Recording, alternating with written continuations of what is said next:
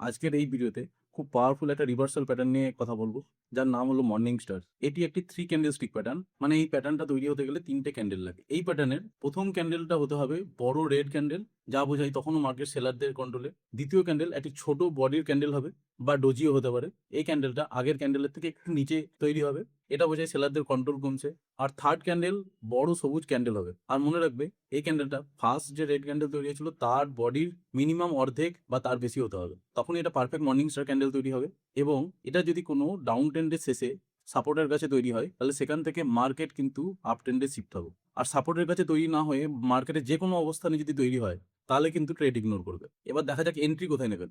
এই তৃতীয় ক্যান্ডেল যখন শেষ হবে, তারপরে একটা গ্রিন ক্যান্ডেলের জন্য ওয়েট করবেন, এবং যদি গ্রিন ক্যান্ডেল তৈরি হয় সেখানে আপনার এন্ট্রি হবে। স্টপ লস থাকবে পুরো প্যাটার্নের লো পর্যন্ত, অর্থাৎ যে ছোট ক্যান্ডেলটা তৈরি হয়েছিল বা ডোজিটা তৈরি হয়েছিল তার লাস্ট, আর টার্গেট থাকবে নেক্সট রেজিস্ট্যান্স পর্যন্ত। সবসময় মনে রাখবে, মর্নিং স্টার তখনই ভালো কাজ করে যখন এটা মার্কেটের ডাউন ট্রেন্ডের শেষে বা কোনো স্ট্রং সাপোর্ট লেভেলে তৈরি হয়। আশা করি মর্নিং স্টার প্যাটার্ন সম্পর্কে তোমাদের স্পষ্ট ধারণা হয়েছে। ভিডিওটা যদি ভালো লেগে থাকে তাহলে একটা লাইক করে দিও। Thank you.